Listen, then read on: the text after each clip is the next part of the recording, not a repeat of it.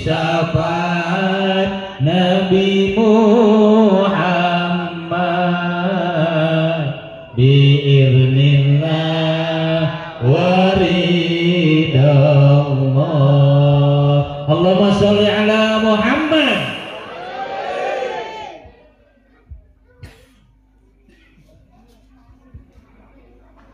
Assalamualaikum warahmatullahi wabarakatuh.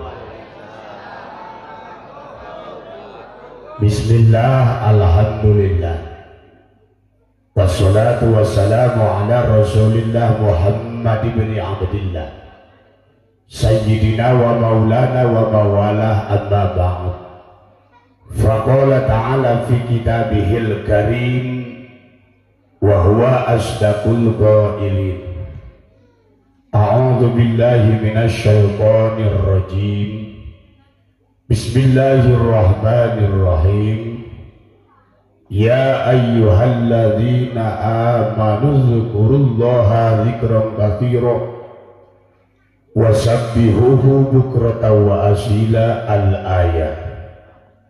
Wa qala nabiyyu sallallahu alaihi wa alihi wa sallama ma min masjidin aw majlisin aw baitin aw mahallatin yadhkurunallaha ta'ala illa khufat alaihimul malaikah, al-hadis. Sadaqallahul azim wa sadaqa rasuluhun nabiyul habibul karim wa nahnu ala dhalika minasyahidina wa syakirin walhamdulillahi rabbil alamin. Al-mukarramun, para alimil ulama, wabil khusus syaihi wa syaihuna, guru dan tua kita bersama, al-maksud Abah Kiai Haji Junaidi Al-Baghdadi. Teriring doa semoga kepada beliau beserta seluruh keluarga besar beliau Allah senantiasa memberikan nikmat sehat panjang umur. Apa yang beliau rencanakan, apa yang beliau cita-citakan, semoga diwujudkan dengan nyata oleh Allah. Dan semoga apapun program yang dikeluarkan lewat Pondok Pesantren Al-Baghdadi, dari mulai air mineral Al-Baghdadi, Al-Baghdadi Oil, juga obat 1000 doa, semoga ditambah mustajab oleh Allah. Kita sebagai jamiahnya semoga bisa andil untuk membesarkan program beliau, ya Rabbal. Al-Mukarram, guru dan orang tua kita bersama yang kita ta'zimi, yang alhamdulillah detik malam hari ini kita bisa sampai ke tempat ini untuk istiqomah bulanan di tempat ini, yakni zikir manaqib Sultan Aulia Syekh Abdul Qadir Al-Jailani radhiyallahu an, yang dipimpin langsung oleh guru dan orang tua kita bersama, Abah Kiai Haji Dr. Andes Hadi Nur Khalid, beserta Umi dan seluruh putra putri, mantu dan santri yang berada di tempat ini, semoga semuanya dirahmati Allah Subhanahu wa ta'ala. Coba seluruh para imam manaqib, para koordinator, para hujaj, para ajengan hadirin, para jamiah zikir manaqib rahimakumullah. Alhamdulillah wa syukru ala nikmatillah. Detik malam hari ini kita bisa kumpul di tempat ini untuk senantiasa istiqomah berzikir kepada Allah Subhanahu wa ta'ala. Dalam rangka istiqomah ini semata-mata kita diajarkan oleh guru-guru kita hanya untuk mencari ridhonya Gusti Allah Subhanahu. Kenapa? Karena dalam hidup dan kehidupan, kalau seandainya kita tidak mendapatkan ridhonya Allah, maka hidup ini tidak akan mendapatkan barokah. Tetapi Allah pun mencatat dan menyampaikan kepada kita untuk menggapai ridhonya Allah, terlebih dahulu kita harus mendapatkan ridhonya kedua orang tua kita. Sehingga dalam sebuah hadis baginda Nabi menyampaikan, ridallah fi ridal walidain wa suhtullah fi suhtil walidain. Ridhonya Allah berada dan terletak terhadap ridhonya kedua orang tua.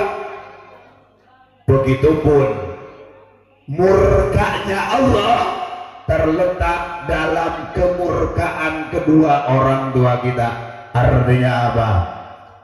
Untuk mencapai ridhonya Allah secara hakullah, maka kita harus berusaha mendapatkan ridho kedua orang tua kita, yang kadang kita lupakan untuk menghormat. Walaupun orang tua kita telah meninggalkan kita, justru dalam zikir manaqib inilah kita dididik dan diajarkan untuk selalu memohon ampun kepada Allah agar orang tua kita diampuni dosanya oleh Allah Subhanahu wa Ta'ala. Ya Rabbal. Kenapa sering saya ungkapkan sebuah sejarah di mana dalam sejarah dicatat ada seorang sahabat yang bernama Alqamah. Alqamah adalah sahabatnya Nabi. Dia ikut berjuang dengan Nabi, dia ikut berperang dengan Nabi, dia selalu sholat berjamaah dengan Nabi, dia ribuan hadis di luar kepala, artinya mendapatkan ijazah langsung dari Nabi sebuah hadis yang harus disampaikan kepada umat. Tetapi dalam akhir perjalanan hayatnya, Alqamah 3 hari 3 malam hanya untuk melepaskan nyawa, hanya untuk mengeluarkan ruh di dalam dirinya. Alqamah tidak bisa membacakan kalimat tauhid la ilaha illallah, sehingga datanglah Abu Bakar untuk mentalkinkan Alqamah. Abu Bakar menuntun Alqamah dengan kalimat tauhid, ternyata Alqamah tidak mampu dan tidak bisa. Umar begitupun menalkinkan Alqamah hanya untuk melafazkan kalimat tauhid, Umar tidak mampu. Terakhir Utsman dan Sayyidina Ali datang berdua untuk mentalkinkan Alqamah, sama Utsman dan Ali pun tidak mampu, hanya untuk membaca kalimat tauhid la ilaha illallah. Sehingga kebingungan semua sahabat. Akhirnya Abu Bakar memutuskan, kita masih punya pucuk pimpinan tertinggi, baginda kita Sayyidul Rasul, yaitu baginda Nabi Muhammad sallallahu alaihi wa alihi wasallam. Maka baginda Nabi dimintakan untuk hadir ke rumah Alqamah, karena Alqamah sudah 3 hari 3 malam dalam keadaan sakaratul maut, menjerit, tetapi Alqamah tidak bisa melepaskan nyawa. Begitupun untuk membaca kalimat tauhid, Alqamah tidak mampu. Hadirlah baginda Nabi ke rumah Alqamah. Alqamah dibisikkan di dalam telinga sebelah kanan oleh baginda Nabi. Alqamah, ikuti saya, kata baginda Nabi. La ilaha illallah. Alqamah malah memalingkan muka dari baginda Nabi. 3 kali baginda Nabi membaca kalimat tauhid untuk dibisikkan dan dituntun ditalkinkan kepada Alqamah, tapi Alqamah tidak mampu untuk membaca kalimat tauhid itu, sehingga baginda Nabi memeluk Alqamah, nangis di dada Alqamah. Wahai Alqamah, kamu adalah sahabatku, kamu ikut berjuang denganku, kamu ikut berperang denganku, kamu ikut hajian denganku, setiap waktu kamu berjamaah bersamaku. Kenapa kejadian ini terjadi? Kamu tidak bisa hanya untuk melafazkan kalimat tauhid. Setelah baginda nangis dalam dada Alqamah, lalu baginda mengangkatkan kepalanya dan bertanya terhadap para sahabat, wahai sahabatku, apakah Alqamah masih punya kedua orang tua? Istri Alqamah menjawab, ya Rasulullah, bapak mertuaku telah meninggal kita, tetapi ibu mertuaku masih ada. Di mana Umi Alqamah? Kata baginda Nabi, Umi Alqamah berada di dalam kamarnya, tidak keluar kamar. Maka baginda Nabi sedikit marah. Kemana Umi Alqamah? Kenapa sahabat yang 4 telah hadir untuk mentalkinkan Alqamah, saya telah ada di tempat ini hanya untuk mentalkinkan Alqamah yang lagi sakaratul maut, tapi kenapa Umi Alqamah masih berada di dalam kamar, tidak hadir di tempat ini? Lalu dipanggillah Umi Alqamah ke hadapan Nabi. Kata baginda Nabi, ya Umma Alqamah, ada apa gerangan sehingga kamu tidak mau menemui anakmu yang lagi sakaratul maut? Maka Umi Alqamah mengatakan kepada baginda Nabi, ya Rasulullah, saya bukan tidak hormat terhadapmu, saya bukan tidak menghargai para sahabat yang datang ke tempat ini, tapi mohon maaf ya baginda Rasul, saya masih terasa sakit hati oleh anak saya. Sampai detik saat ini goresan luka yang ada dalam hatiku belum terhapuskan dalam ingatan dan pikiranku. Maka kata baginda Nabi, wahai Umi Alqamah, anakmu tidak akan bisa melepaskan nyawa kalau kamu tidak memaafkannya. Kata Umi Alqamah, wahai Rasulullah, sakitku bukan aku yang menginginkan, tapi berusaha aku melupakan rasa sakit itu. Semakin berusaha, maka semakin tambah rasa sakitku oleh anakku. Kata Rasulullah, kalau begitu kamu, saat ini aku tanya, maukah kamu memaafkan anakmu? Kata Umi Alqamah, mohon maaf ya Rasulullah, saya belum bisa membebaskan rasa sakit ini dalam hatiku. Lalu baginda Nabi menyerukan kepada sahabat, wahai para sahabat, kalau memang begini adanya, carilah kayu-kayu bakar yang sudah kering, mari kita bakar rame-rame Alqamah, bukan untuk membebaskan dosa dari ibunya, hanya untuk melepaskan nyawa dari dirinya. Alqamah, mari kita bakar, kasihan dia sakaratul maut sudah 3 hari 3 malam. Lalu Umi Alqamah menjerit pada saat itu, ya Rasulullah, jika memang harus minta maafnya Alqamah dan pembebasan maaf dari saya yang harus melepaskan nyawa Alqamah, sehingga kalau tidak dibebaskan harus dibakar, maka detik saat ini saya memaafkan dosanya anakku. Seraya ketika kata-kata maaf terlepas dari lisan ibunya, Alqamah membacakan 2 kalimat tauhid, la ilaha illallah Muhammadur Rasulullah, dan melepaskan nyawa pada saat itu. Ada 2 pelajaran yang bisa kita ambil. 1, kasih sayang seorang ibu kepada anak ternyata tanpa ada batas. Betul? Betul? Ayo, ketika anak melihat orang tuanya yang sakit, tidak sedikit anaknya yang kadang mendoakan meninggal walaupun alasannya memang bagus.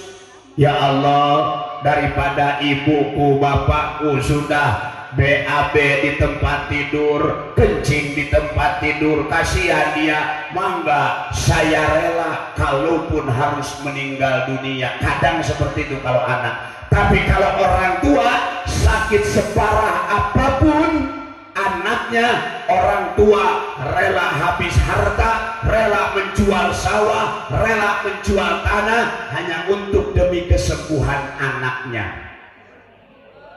Betul?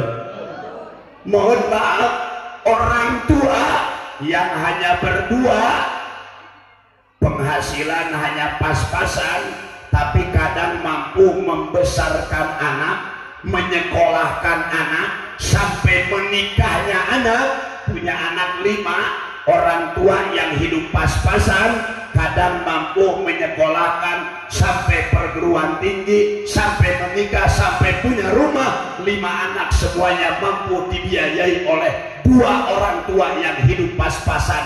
Tapi terkadang anak 5 hanya untuk ngurus orang tua 1 saja, satu sama lain saling tunjuk-tunjukkan.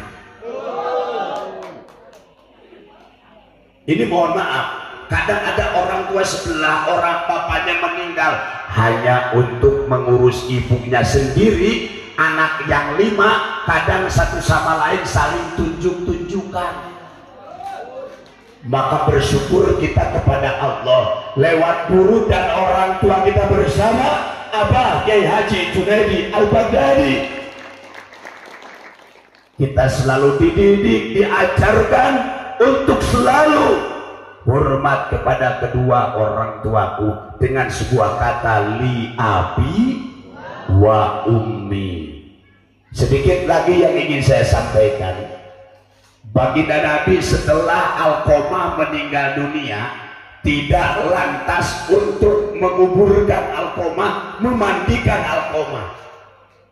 Baginda Nabi bertanya kepada Umi Alqomah, ya Umi Alqomah, apakah gerangan dosa yang dilakukan oleh Alqomah sehingga kamu tidak mampu untuk memaafkan kalau seandainya tidak akan dibakar ini anakmu?